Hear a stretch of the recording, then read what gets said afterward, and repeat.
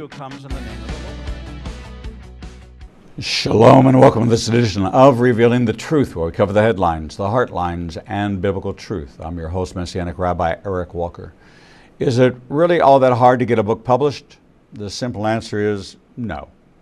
Is it really that easy to sell your new book? Well, that answer is not as simple, but is also a resounding no. Our next guest brings us decades of insight into the publishing world, along with the desire to see transformation through sharing your faith. He's a friend of many and an all-around good guy. Shaun Tabatt's first love are his faith, family, book, coffee, and running. By day, he works for Nori Media Group as an acquisition manager and publishing executive for both Destiny Image and Harrison House imprints. He also serves a select number of clients through his PR company, Cross Focus Media.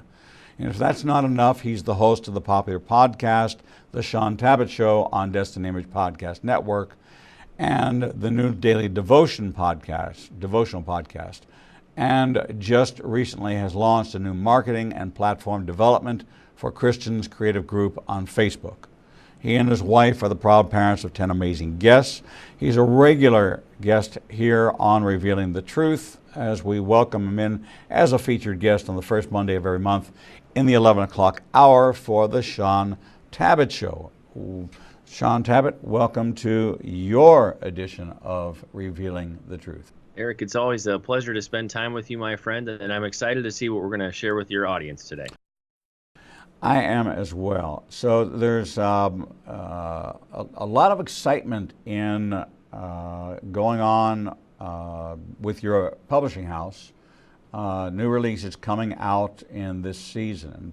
People don't really know this, but there are 4 seasons in the publishing world that we look towards, and as we schedule interviews and new releases, they are based on seasons, and there are new releases scheduled all throughout the year, and there are plans to market whether or not the publisher provides that.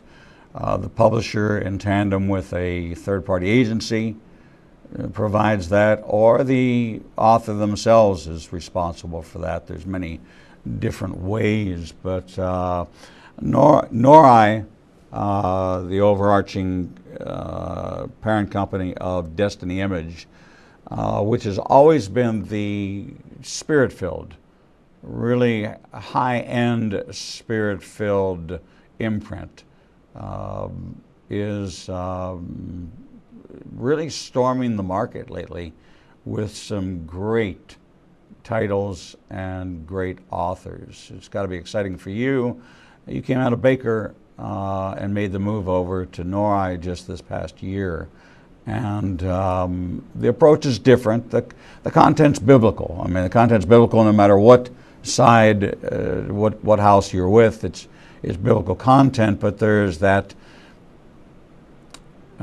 excitement, that real zeal that you see in the authors that you're representing.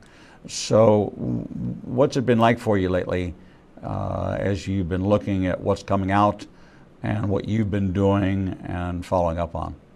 Yeah, I will mention that as far as our vision as an organization, Don Nori Sr., his vision from when the company was founded 40 plus years ago was that we would be publishing the prophets, and that we wouldn't be muting their voices or changing their voices, but we'd be giving them a platform to share what God is putting on their hearts to share with the church. And that vision has remained strong and stayed strong for more than 4 decades. And so in that regard, it's a real honor to be part of a publishing house that is very true to the vision and kind of the historic roots of what the founder had in mind.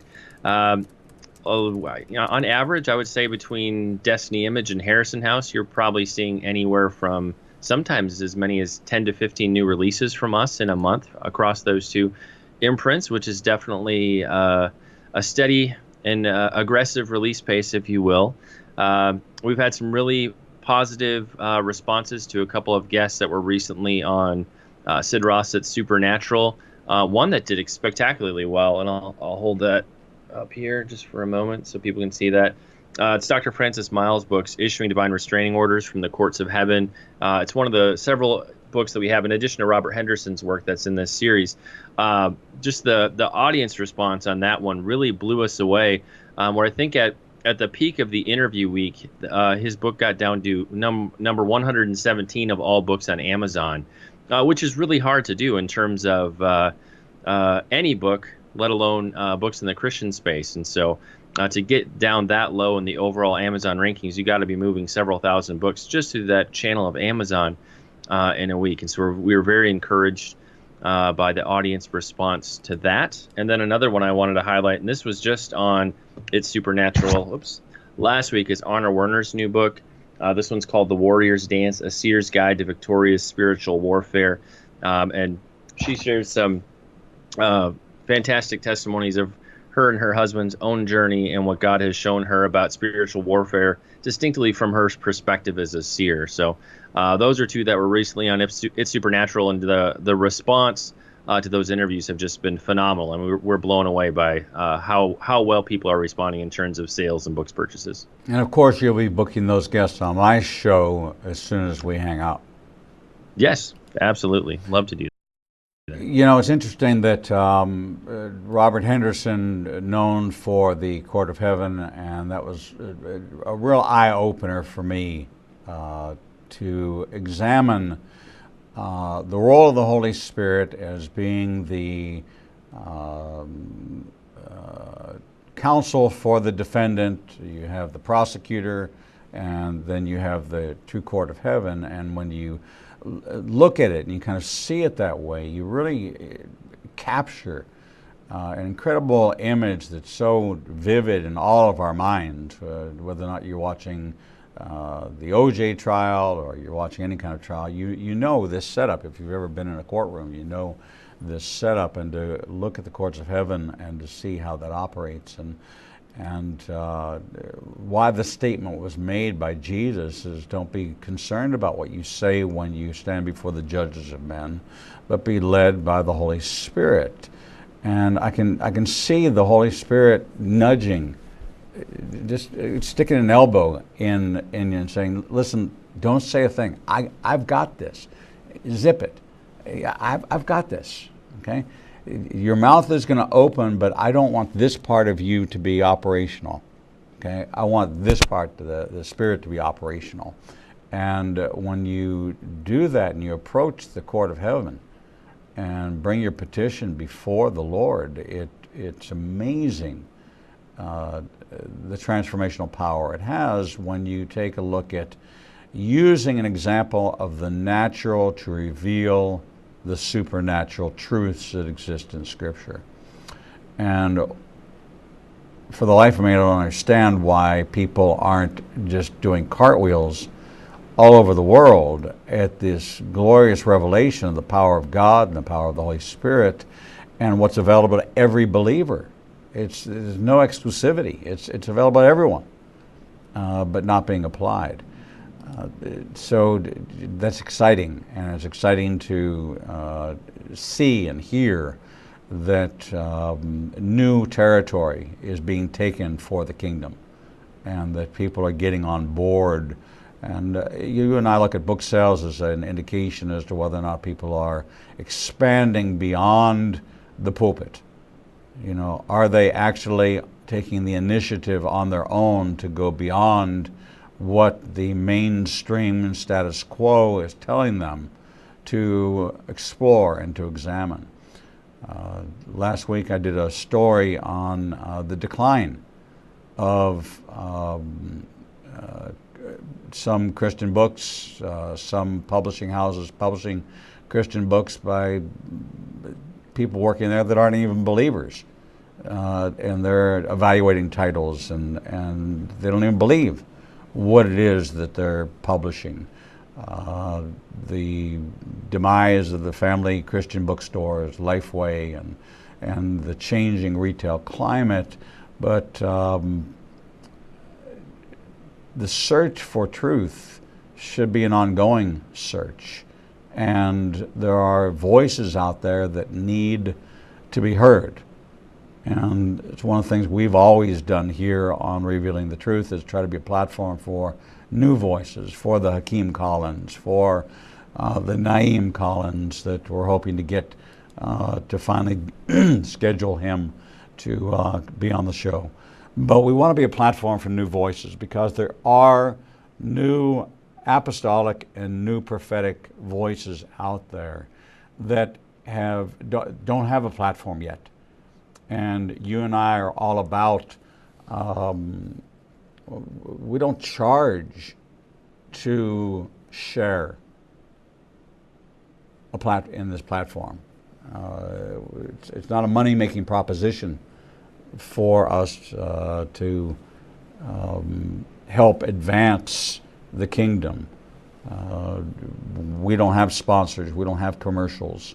We're 100% supported by contributions.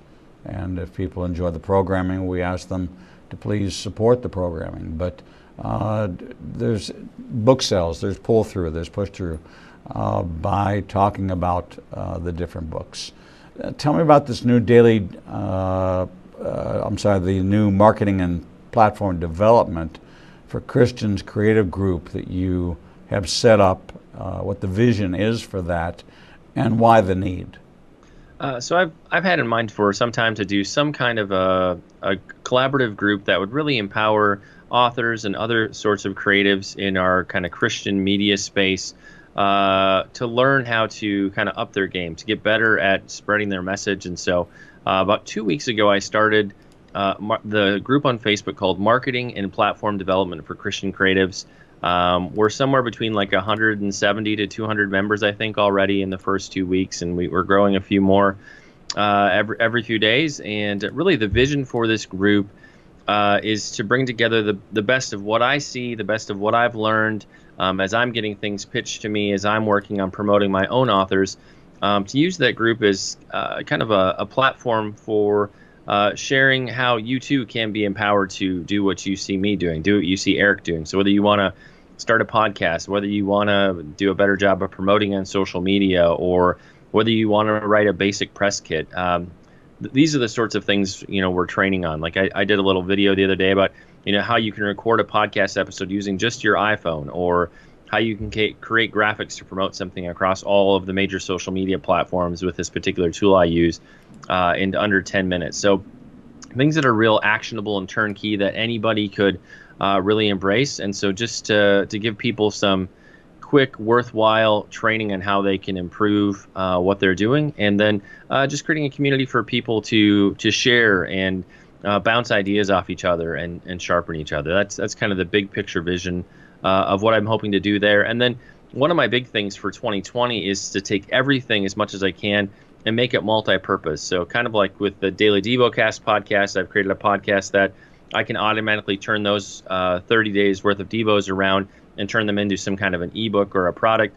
It's sort of the idea with this group, is that I'm using it as a testing ground for training that we will eventually expand and turn into a broader training program here in the coming months. So helping people for free, but also using that effort, that work to create products that can scale and allow us as Nori Media Group to expand what we're doing and who we're reaching. It's interesting. I get pitches from a lot of self-published, a lot of independent. There's a lot of indie print houses out there. It's a very confusing world. You can spend a fortune, and you don't need to spend a fortune. You have things like CreateSpace, and Amazon's able to produce a book for you now that you don't have to pay $10,000, and it's print on demand, and that's the new model for many things. But how important is it for somebody to have a platform, to build a platform, to have a following? We have hundreds of thousands of followers on various social media platforms, millions of views on YouTube, and it took time to build that. It's longevity, like a lot of things, it's longevity. If you can, even in commercial television, if you can get past the third season of a show, you're probably going to make it to a fourth, fifth, sixth, seventh, eighth, ninth. We've made it to a fourth season of our programming, and so in doing so, we see we've turned a corner in being established and being branded and have our own particular style. How important is it for an individual to do that, and is it that difficult for them to do? I would say platform these days is critically important. It's kind of the social proof that people want to see that you have an audience or a following, kind of that people are trusting you or trusting the information that you're sharing. So definitely critical in terms of if you're an author or some kind of creative who's promoting film or music or what have you. You do need some kind of a platform so you can bring those people into the journey and help get the word out about any particular thing that you might be releasing or promoting. At a very basic level, the things I'm always encouraging people to have is you want to have a website, you want to have an email list that you're building, you want to have a consistent presence at least across Facebook and Twitter, most likely Instagram these days. There are some other up-and-coming social media platforms that some people are connecting onto. I'm not so excited about any of those just yet. So Facebook, Twitter, and Instagram are the ones that I'm typically encouraging people to invest time in. And the reality is everybody has to start somewhere. So even if you have a small platform right now and it's kind of humble beginning stage, that's okay. You do have to just begin and start moving in a direction. And each time you kind of throw a quarter in that bucket, so to speak, you're slowly building that platform step by step. And I always like to think of it, each major release you're doing of a book or a project, you're going to put in a lot of extra effort to really get the word out and build during that time. And with the success of that product release, that's kind of the floor that you're standing on for the next product release. So platform over time is this iterative, step-by-step building process where you expand the audience and really you're just bringing people into the fold of what you're doing, what you're excited about. And those are people who can help you make connections, help you get the word out. And it's a real fair exchange. You are giving them something of value, and they in turn are giving you something of value, which is their attention, their time, and often their willingness to tell other people about what you're doing. There's a world out there of podcasting, and I think that the concept of podcasting is kind of an abbreviated, maybe 15-minute encapsulated personal message or interview that goes out, and then you have a feature like we are, which is very different. Our watch time on YouTube is 50 minutes on average, where other people's watch time might be 2 or 3 minutes on average. But if you're hooked on a guest of ours, it's a recurring guest, and we have people like yourself who are on every month as we begin to expand and go deeper into these areas. But when we started out, there were people on the way willing to help. It was just a matter of reaching out. And I think that's something that the old world of networking said, don't go into this asking somebody to do something for you. Go into it finding what you can do for them in helping them. And there's actually a biblical model for that.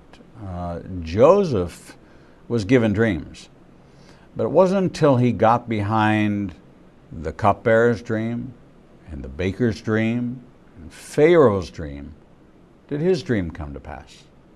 Daniel was given dreams and visions, but until he got behind Nebuchadnezzar's dreams, his dream didn't come to pass. And it seems to be kind of something that God's saying, that while your dream is marinating, maybe you should get behind and help out another, meaning you share their post, you tag them, you help them get the coverage, you forward, you mention, you help other people. And we actually created a packet that you've seen that we send to every guest that we have that says, hey, this is how to get the word out. Here's when to get it out, how to get it out, who to get it out to, how to mention it, here's the hashtags, here's the links, all those things. And it's important. And a lot of that information is out there on the web. You can search for authors. You can friend other authors. You can share. I know many authors that want to be mentors and have these writing retreats and seminars. I think you've attended some of those yourself or conducted some of those yourself. People have ideas. So how do they take an idea? I have an idea. I see there's a need. I think it needs to be paid attention to. Let's say that special needs children or autism awareness. There's a lot of work being done in that now, but when that first started, up until a couple of years ago, there wasn't that much awareness of it. Well, there may be something you have that you're interested in. Where do you start? How do you begin the process? What are those first steps? I think a key thing is to start with something that you're really going to be passionate about. So something that you are willing to invest, not only say 1 to 2 years maybe in researching and writing a project, but also being willing to be talking about that book, that project, that topic for another 2 to 3 years beyond the book's release. That's really key. So it's got to be something that you're passionate about. It is helpful if it's an area where you have some level of expertise or experience, that you have some level of authority that people would want to hear from you about that topic.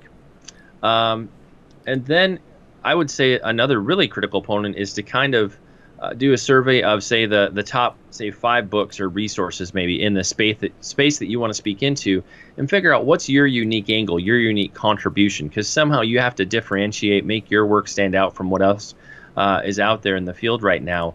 And then, the other piece I would say is to really try to understand what is that felt need that you want to tap into. So if I'm browsing on Amazon or browsing in a bookstore, if I read your title and subtitle, I see your cover, what is it that's going to make me stop and pick that book up and want to take it home and want to actually read it? Because for me as the reader, I need a reason, and you really got to be tugging on some kind of a heartstring or a felt need for me to want to connect with your book. So yeah, make sure it's something you're passionate about. It's always helpful if you have a certain level of expertise and authority, and then make sure it's a unique contribution that touches some kind of a felt need for society. Because in terms of books like autism awareness or that sort of thing, very important to contribute into that space, but it is a niche, and so you have to figure out are you looking to have something that's broader market or very niche, because that is also going to dictate on the size of audience you could potentially reach with a particular message. You make very, very, very good points. We're talking with Shaun Tabatt, host of the Shaun Tabatt Show. You can watch him on the Destiny Image Podcast Network.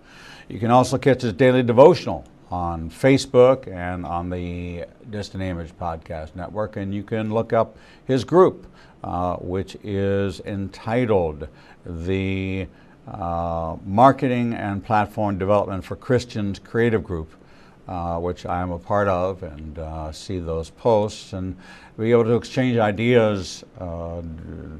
I got input into my books and continue to make connections with books that I have in the works. And it's good to bounce ideas off of other people, what works, what doesn't work, what you've tried, what you haven't tried, and get some insight. We're going to take a short break, and when we come back, we're going to pick this up on the other side and talk more about marketing, more about publishing, more about some of the new areas of exploration within the topics that are crossing Shaun's desk that are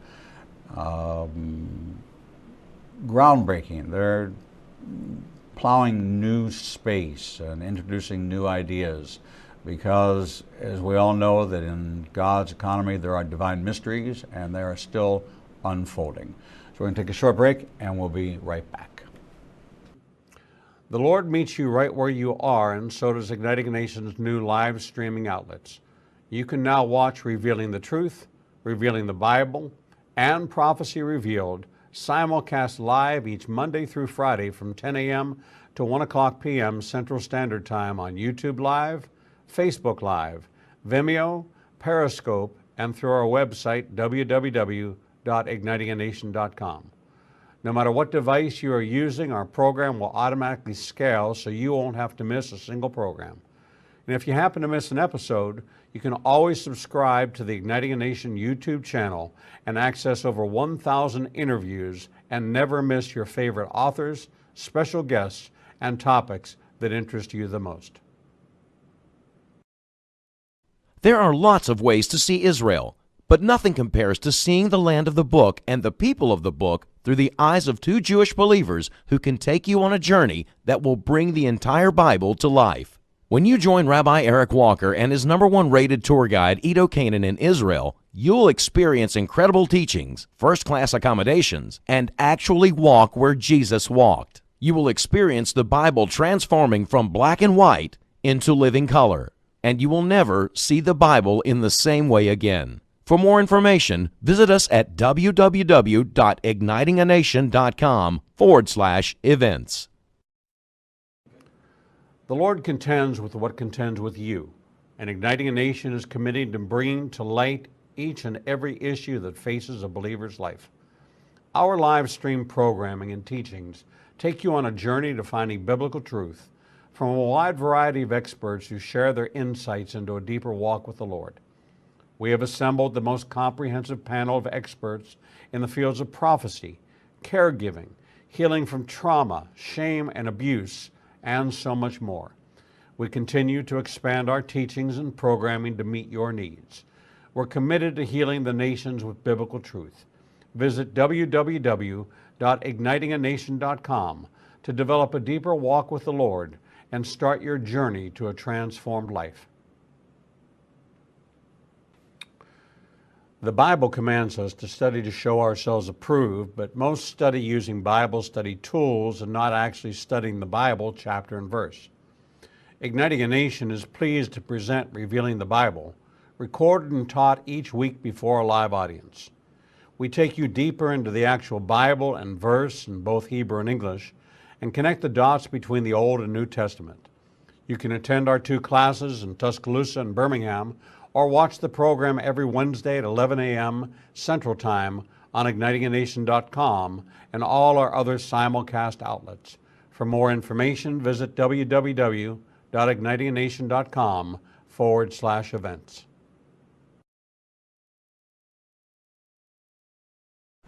Shalom and welcome back to this edition of Revealing the Truth, where we cover the headlines, the heartlines, and biblical truth. I'm your host, Messianic Rabbi Eric Walker, and we're talking with Shaun Tabatt, host of the Shaun Tabatt Show, heard daily on the Distant Image Podcast Network, and his new daily devotional podcast, also on the Distant Image Podcast Network, and his new Facebook group, which is a marketing and platform development for Christian creatives.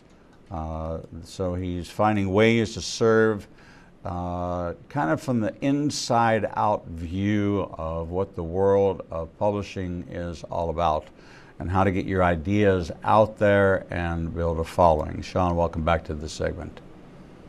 Eric, always a pleasure, my friend. I'm excited to see what we do in the second half of our hour today. Thank you, thank you, thank you. You get an advanced look. I know that most people aren't familiar with the process of book pitches and how things kind of come about and how long it takes. I know I have my one book is now being turned into a screenplay, and I was thrilled that somebody said that they wanted to get the rights to do a screenplay, and so we went through that, and I said, okay, so I'm really excited now. You know, you're going to take it and you're going to turn it into a screenplay, and I'm going to have the next Mission Impossible, the next Raiders of the Lost Ark. I'm going to have a Jewish hero. Hasn't been a Jewish spy hero in a long time. maybe there hasn't even been one, but we're gonna get this to the big screen. So how long does it take? And he said to me, well, if we get the right investors and if we pick the right package and we get it right out there, he said, this is 2020, 2025, 2026 would be the reasonable expectation for you to see this movie released. I said, I'll be 74 years old. And he said, yeah, and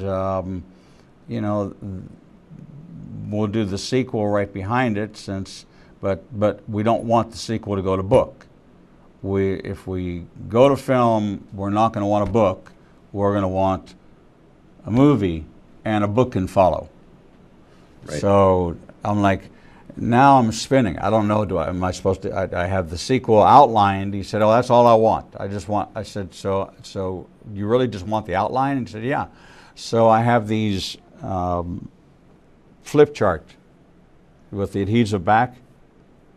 And the way I write a book is I take a room in my house and I wallpaper it with these large poster sheets, and I begin to put the plot line, the characters, the plot line, and then the intersections and the where they cross, and by the time it's done, everything it's like storyboarding, right? And then I roll it up, and it's nice because it sticks to itself. You just roll it up, and you have it like a tube. And so I said, "You want me to just send you the tube?" And he said, "Yeah, that's what I want you to send me." He said, "It'll give me an idea of where we're going from the plot line, but don't write the book." Interesting. I'm like, okay, well, I'm completely confused. So, and screenplays, 1 page equals 1 minute. And I couldn't wrap it. So if you have a 2-hour movie, the screenplay is 120 pages. It's a hard and fast rule. And I sit there, and now I watch movies and go, how did you put the script together with just 120 pages? I mean, there's dialogue, there's other, and it's a fascinating process. And I said, I'm going to bug you because I want to know, as you go through this process of how you take 88,000 words and you shrink it down to, what for me was 9 or 10 pages is going to be 2 lines in the screenplay. So you get a lot of pitches. You're in acquisitions, and so people send you ideas. How does somebody send an idea? Well, first I just want to comment on kind of the timeline about film. I've interviewed a number of filmmakers through the years, and kind of that 5 to 7 year timeline is very typical. It's easy to get something optioned and turned into a screenplay per se. It's easy to make the film. The biggest challenge always comes in getting all the funding you need to make the film. And once you overcome that funding hurdle, you can start moving along. But often it is that monetary aspect that adds that extra 3, 4, 5 years to actually taking something from its option to a film being on the screen. But in terms of acquisitions for books, every publishing house is a little bit different. So some publishing houses will only take solicited manuscripts, so you would need to have an agent to present that manuscript to an acquisitions agent. Other publishing houses take unsolicited manuscripts in the sense that they will take something that they get directly from an author. Often, if you're a somewhat unknown author or you don't have a large platform, one of the best ways to at least get a foot in the door or get an acquisitions agent's attention is to be referred by another author that they're already working with, especially if it's somebody that somebody who's a friend who you've done ministry with. In a sense, you're giving them an opportunity to vouch for you with that publisher, so that can sometimes be a way to move higher in the pile of submissions, if you will. But at a very basic level, most publishers are looking for kind of a summary of who you are as an author, size of your platform, your speaking and ministry base, kind of how many people are you reaching on an annual basis. And then, they're also looking for an annotated table of contents. So, basically your table of contents with maybe a 3-sentence description of each chapter, and then possibly 1 or 2 sample chapters. And then if it's something you're able to fit into the proposal stage, if you have people who will agree that, yes, I will absolutely write a proposal not a proposal, an endorsement for your book, sometimes saying, hey, I'm going to get, and if you could, I'm going to get an endorsement from Jensen Franklin or Bill Johnson or people who are well known in the space you're trying to publish into. If those are legitimate endorsements that you could get, those are some things that can help round out a proposal and help a publisher to get more excited. So as much good information as you can give them right out of the gate, the better, because it allows them to make a much more informed decision.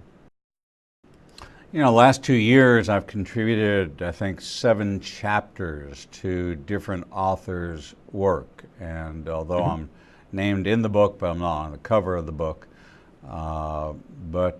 several books have my endorsement on the front cover. I get a lot of calls for endorsements and for things like that. And it is about networking, and I think that predominantly in the space that we live in, which is the Christian nonfiction space, there's some really nice people. There's some really down-to-earth, when you think of the Dr. Gary Chapman's, the Dr. Greg Jantz's, the Steve Green, the president of Hobby Lobby, some Jensen Franklin. These are really great guys. Jensen Franklin was very helpful in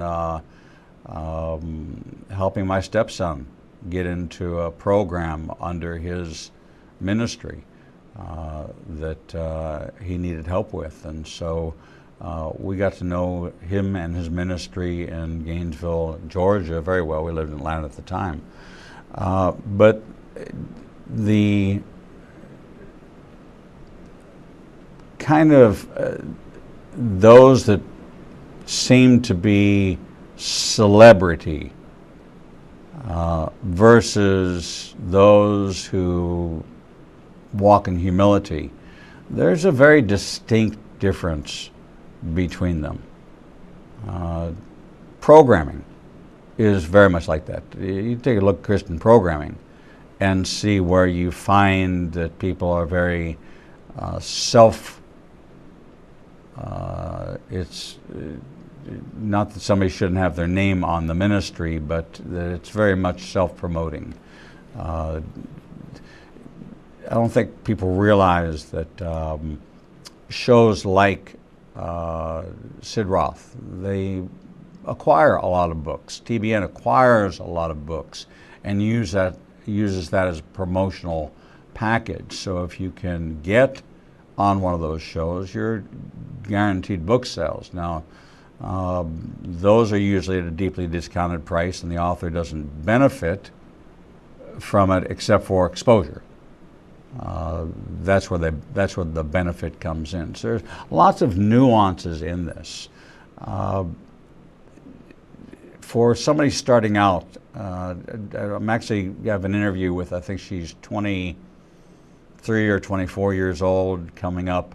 I like to get the young up-and-comers, the really, really new voices that grew up in an Instagram world, grew up in a Pinterest world, grew up in a Twitter world, and became social media sensations. And they're just ordinary kids chronicling their high school journey. But they become a voice for millions who don't have a voice of their own. So they kind of live vicariously through the experiences of others. And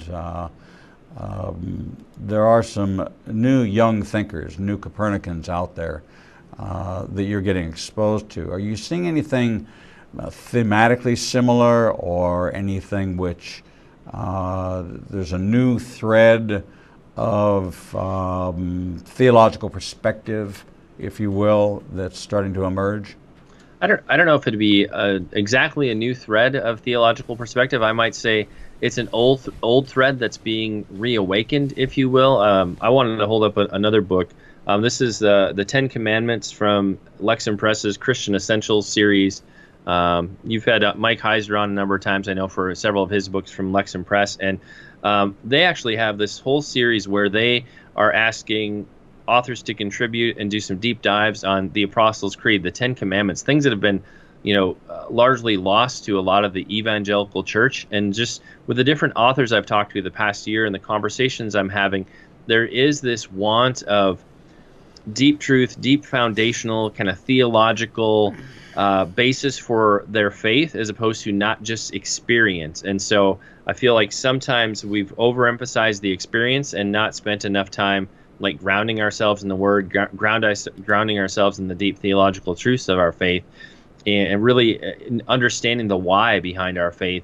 And I'm noticing this, especially amongst millennials, is there is this want of, I want to know why, I want to be able to explain why, and they really find a deep comfort that their faith is part of this historic, thousands of years, deep-rooted kind of faith, as opposed to just the faith of their parents. So I feel like as that generation is really embracing their faith for themselves, they're being drawn to really building a solid foundation for what they believe. And so to me, that's really exciting to see kind of, what's old, so to speak, becoming new again. Because I grew up in the Lutheran Church, so I had confirmation and catechism, and so, Lord's Prayer, Apostles' Creed, Ten Commandments, all that. I spent several years learning that.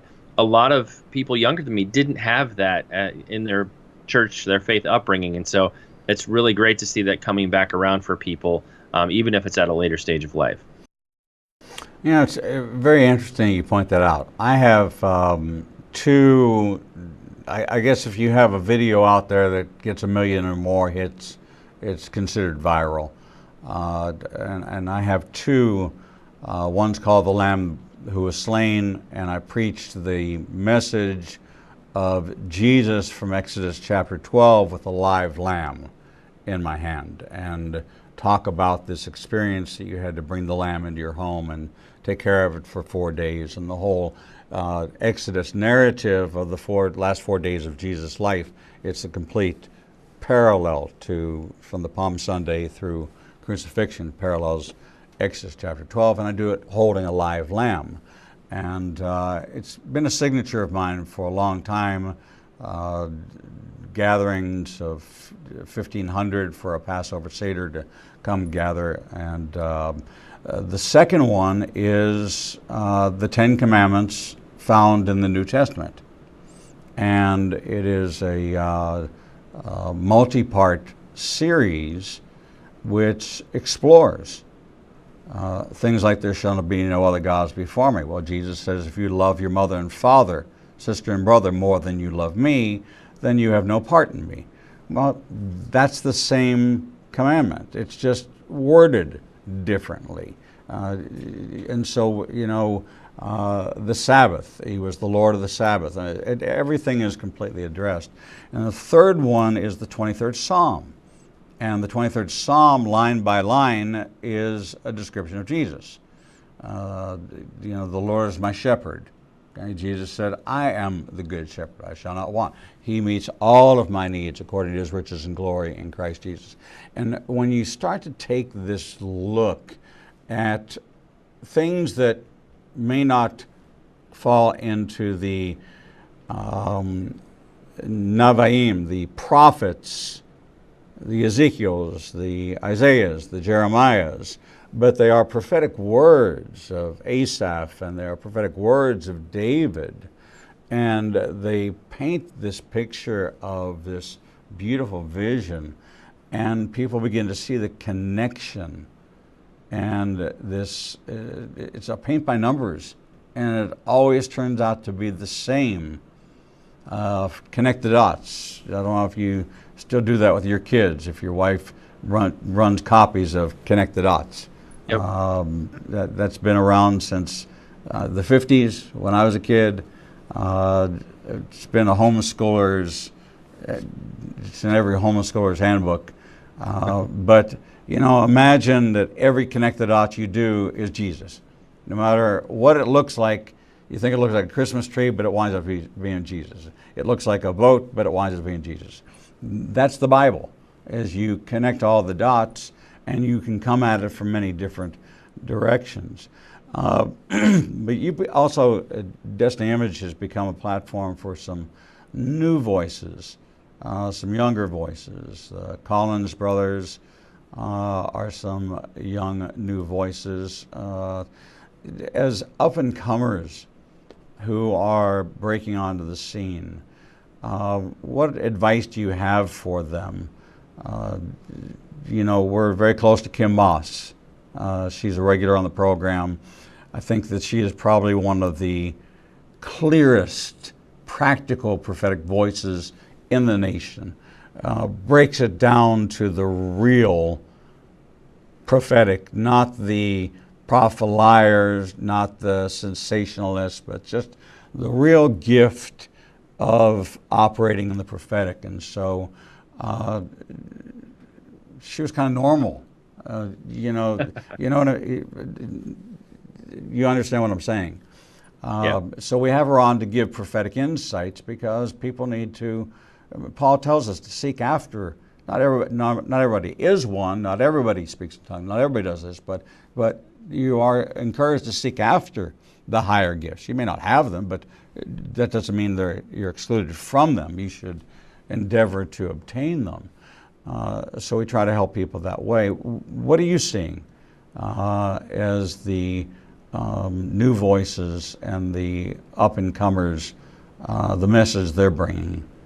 I don't know if I have anything specific on new messages. I would say one voice I'm particularly excited about is Emma Stark. She's based over in Scotland, and so we've got a book coming out with her later this year. So she's a voice that has some level of exposure here in the United States. If you've been at like Cindy Jacobs' Global Prophetic Summit, you've seen Emma before, probably several times. But she would be, for Destiny Image, she's a new voice for us, so we're certainly excited about her. Another one that came to mind when you mentioned Kim Moss, as far as she's a really normal person. I'd mentioned Anna Werner's new book earlier.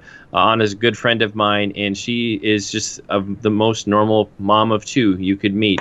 Yet she flows in amazing prophetic giftings and has a lot of insights. And so it is kind of sometimes maybe refreshing when you meet these prophetic voices who are like feel like very normal people we could sit across the table and enjoy a meal with. And so that is always wonderful. I would say in terms of people who are up and coming and emerging and kind of coming into a scene, if you will, my one caution, my one piece of coaching would just be very mindful of who you're aligning yourself with, being very mindful of who you're doing events with, because when you're an up and comer, there can be other people who kind of want to latch onto you and kind of grab a hold of your momentum and kind of use it for their own gain. So if your discernment meter is going off, really press into that, pray about that, and ask the Holy Spirit to give you discernment, because you do really want to be aligned with the right groups of people.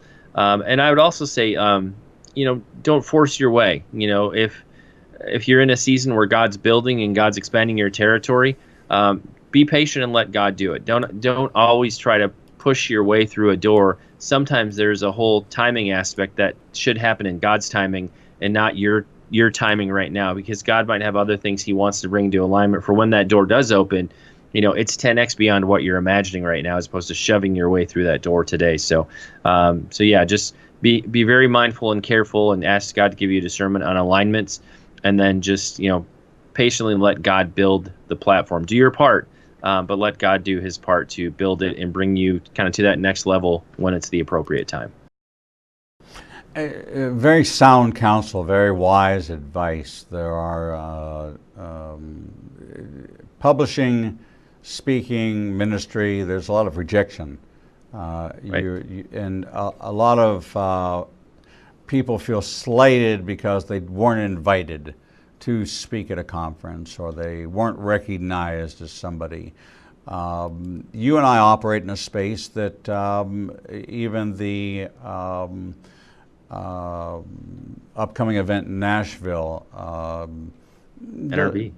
The National Religious Broadcasters Association, doesn't really recognize our space as being a legitimate space to be paid attention to analyze the quality of, to rank, to invest in, to really recognize. And I think we're the way of the future. I think that people are cutting the cable. People are going Right. to an on-demand environment.